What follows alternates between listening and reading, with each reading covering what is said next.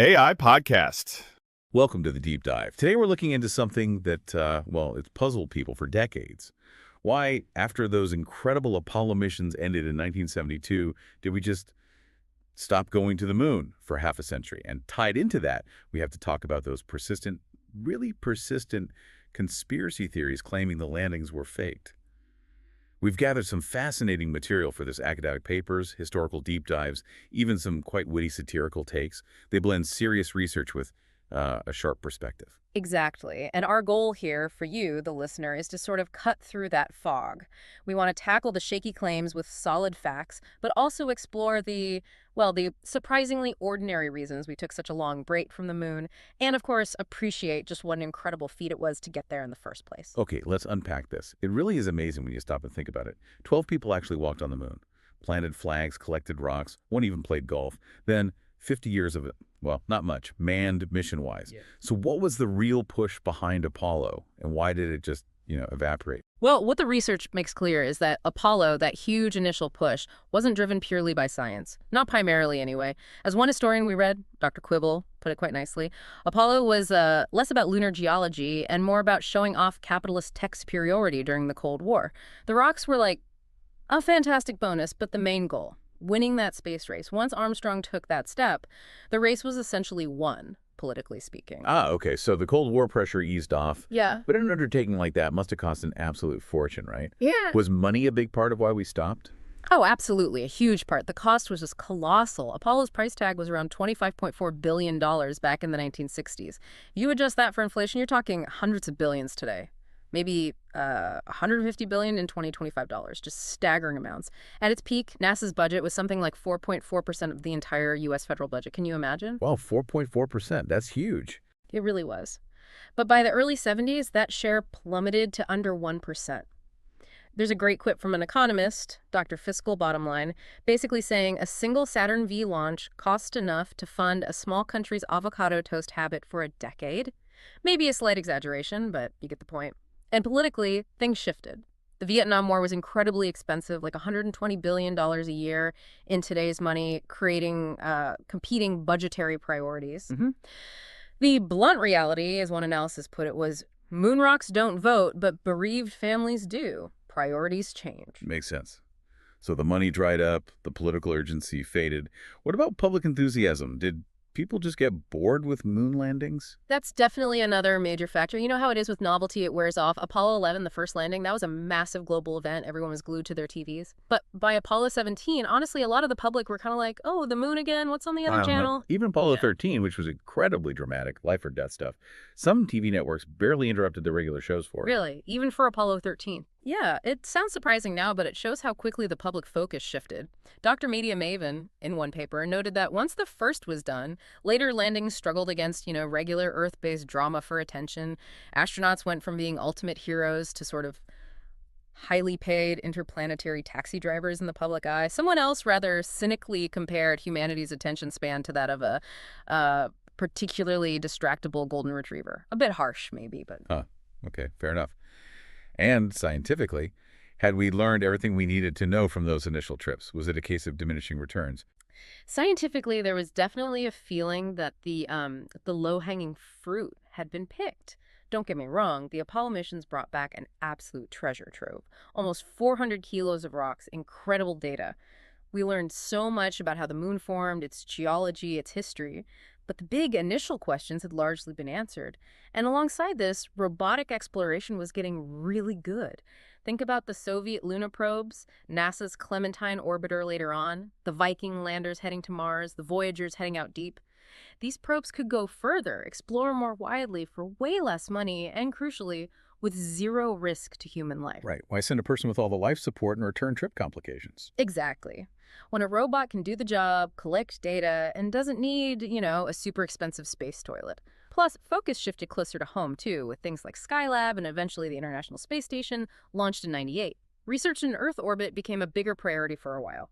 Okay, so the reasons for the pause: cost, politics, public interest, scientific shifts, so they actually make a lot of sense when you lay them out. Yeah. But that pause, as you said, kind of created a vacuum, Uh-huh. which conspiracy theories rush in to fill. Let's get into that. Yeah. The idea the landings were fake. Ah, yes. The grand delusion, as some call it. It's one of the most enduring and, frankly, delightfully unhinged conspiracy theories out there. It really took root in the 70s. Think about the context. Watergate, Vietnam, there was a huge erosion of trust in government. So the thinking, flawed as it was, went something like, well, if they lied about that, maybe they lied about the moon, too. Right, the general mood of distrust. Yeah, but the irony is just amazing. You have to believe that the same administration that famously bungled a simple burglary at the Watergate Hotel could somehow pull off the most intricate, complex, large-scale deception in all of human history, involving hundreds of thousands of people flawlessly. It just doesn't track logically. Okay, so let's tackle some of the specific evidence hoax believers point to. This is where it gets interesting. First up, the waving flag. The claim, the American flag planted by the astronauts, appears to ripple or wave. But there's no air on the moon, so no wind. Proof it was filmed on Earth, right? Right, this is a classic one. And the explanation is actually pretty straightforward physics and practical design. The flag wasn't just hung loosely. It was mounted on a pole, yes, but there was also a horizontal bar extending from the top of the pole along the top edge of the flag. This was done specifically to make it extend outwards and look, well, flown in the airless environment. Otherwise, it would have just hung down limply. The ripples or waves, you see, those are just creases. The flag was folded up tightly for the journey in the lunar module. Fabric tends to hold its creases. Ah, so wrinkles, not wind. Exactly. As one physicist, Dr. Gravitas, put it, mistaking fabric folds for wind requires a level of observational prowess typically reserved for identifying shapes in clouds. Okay, next. Gotcha. No stars. People look at the photos taken on the moon and ask, where are all the stars? Surely in space you'd see stars. Must be a studio set.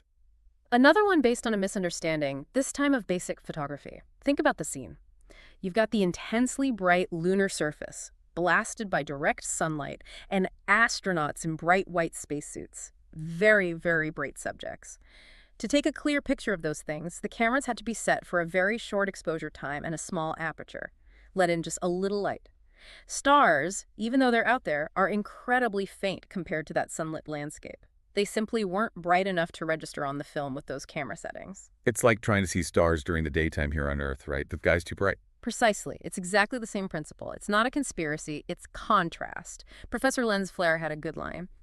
Asking for stars in those conditions is like asking for a mosquito to cast a shadow on the sun. Okay, that makes sense. What about the shadows? The claim is that shadows in some photos aren't parallel. They seem to point in different directions, proving multiple light sources, like studio lights, instead of just the sun. Ah, the shadow play. This one comes down to perspective and uneven ground.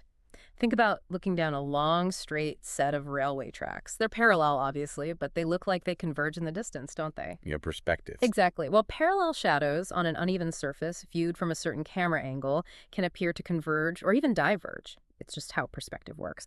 Plus, the lunar surface isn't a perfectly flat studio floor. It's got craters, rocks, slopes, all of which distort the lines of shadows. So one light source, the sun, can easily create shadows that look non-parallel due to terrain and perspective. No studio lights needed. So these specific anomalies all have pretty mundane explanations rooted in physics and photography. But beyond just knocking down those points, there's just an incredible amount of positive evidence proving we went, isn't there? Oh, absolutely overwhelming evidence. It's not just about debunking the negatives, the positive proof is immense. Let's start with the moon rocks.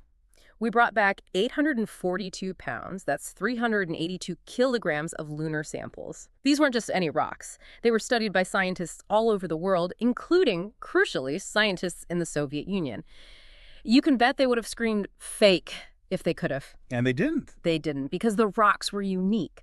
They're completely anhydrous, bone-dry, no water locked in their crystals like Earth rocks. They have unique isotopic signatures from being exposed to solar wind for billions of years, something that just doesn't happen on Earth with our atmosphere. They match lunar meteorites found on Earth, not terrestrial rocks, faking that much unique material. It would have been, frankly, harder than actually going to the moon to get the real stuff. A geologic nightmare, as one source put it. Okay, rocks are pretty solid evidence. What else? The retroreflectors. The Apollo astronauts left several panels of special mirrors on the moon's surface. And guess what? Scientists here on Earth, from observatories all around the world, still bounce laser beams off those reflectors today. It's called lunar laser ranging. It lets us measure the distance to the moon with incredible precision. It's ongoing science, verified independently, globally. You can't fake that with a studio prop. Absolutely not. Then there are the modern eyes in the sky, orbiters from NASA, like the Lunar Reconnaissance Orbiter, LRO, but also from other countries like India, China, Japan. They've taken incredibly detailed photos of the Apollo landing sites. You can see the descent stages of the lunar modules, the tracks left by the lunar rovers, equipment left behind, even the shadows of the flags still standing there, though the fabric is probably bleached white by now. Actual photographic proof from orbit, Yeah. decades later. Irrefutable proof. And think about the Soviets again. They were locked in a bitter space race with the U.S. They had their own moon program, which sadly suffered major setbacks with their N-1 rocket exploding repeatedly. If the U.S. landings were faked, don't you think the Soviets, with all their tracking capabilities and intelligence assets, would have been the first ones to expose it? It would have been the propaganda coup of the century. Their silence, or rather their acknowledgement that it happened, is pretty telling. It speaks volumes. And finally, just consider the sheer scale of the alleged conspiracy. Faking Apollo wouldn't just be a few guys in a studio. It would have required the active collusion and lifelong silence of over 400,000 people, NASA employees, engineers, scientists, contractors across the country, even international partners like the tracking stations in Australia. Keeping that many people quiet for over 50 years. It's utterly implausible, a logistical nightmare far, far more complex than actually doing the missions. And where are the deathbed confessions? The leaked documents? There's been nothing credible in 5 decades? You know, ultimately, these conspiracy theories often stick around because they fulfill certain psychological needs. They can make people feel like they have special, hidden knowledge. They offer simple answers to complex events, which can be comforting. Sometimes, let's be honest, they're just kind of entertaining to think about. But the irony is just exquisite, really. We live in an age where anyone with a smartphone can create a pretty convincing deepfake video. Yet people look back at 1960s technology and believe Hollywood could have produced footage that stands up to intense scrutiny, even with today's advanced analysis techniques. It's quite backwards. That is a fantastic point. Okay, so we've looked at why we stopped and why the hoax theory just doesn't hold water. But the really exciting part is we're going back. Humanity is, as I said, dusting off the lunar boots. What does this new chapter look like? Yes, it's genuinely exciting. We're seeing a real lunar renaissance. NASA's leading the charge with the Artemis program. The goal is to land astronauts, including the first woman and first person of color, on the moon again, aiming for around 2026, possibly. But this time it's different. The focus is on sustainable exploration, building a long-term presence, like a base camp, learning to live and work there, and using it as a stepping stone for eventual missions to Mars. So not just flags and footprints this time. Not just flags and footprints, it's about building infrastructure, doing long-term science, testing technologies, and, proving to a whole new generation that, yes, we can do this incredible stuff. International competition is definitely playing a role again, too. China has had amazing success with its robotic lunar missions, the CHAIN program, and they've stated clear ambitions for landing their own astronauts, maybe by 2030. A new space race, maybe. Maybe not quite like the Cold War, but that competition absolutely provides motivation. As one NASA official Riley noted, nothing motivates space exploration quite like the prospect of another country getting there first. Another quote was something like, "Apparently we need to be beaten by someone before we remember how to win." A bit cynical, but it highlights how competition spurs action. And we can't forget the private sector. Companies like SpaceX, with their Starship system, they're aiming to dramatically lower launch costs, which could be a total game changer for making lunar access routine rather than exceptional. So it's a different landscape now. More players, different motivations. Exactly. It's less about a two-horse race driven by ideology and more about a broader, more collaborative perhaps, but still competitive push towards sustainable presence, scientific discovery, resource utilization potentially, and ultimately becoming a multiplanetary species, that 50-year hiatus. Looking back, it seems less like we abandoned the moon and more like it was a strategic pause. Time to develop new tech, new approaches, and maybe find new reasons to go back. So wrapping this up, we've tackled 2 quite different mysteries today. The mystery of why we stopped going to the moon turns out to be a mix of pretty understandable, almost mundane factors. Money, politics, shifting priorities, public attention wandering.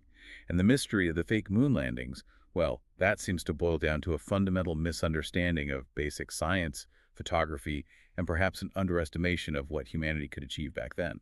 And here's something to leave you with, a final thought. Those retro reflectors we talked about, still up there on the moon, day after day, they're faithfully bouncing laser beams back to Earth. They're like these silent, persistent witnesses to what we did. They stand as testimony to human ingenuity, but maybe now they also serve as evidence of, well, a kind of human amnesia about our own capabilities. Perhaps the real tragedy isn't that we stopped going to the moon for 50 years. Maybe it's that we seem to have spent more collective energy arguing about whether we went in the first place than we have planning our return. That's a powerful thought. And maybe future generations won't just ask if we went to the moon. They might look back and ask, why on earth did we ever leave for so long?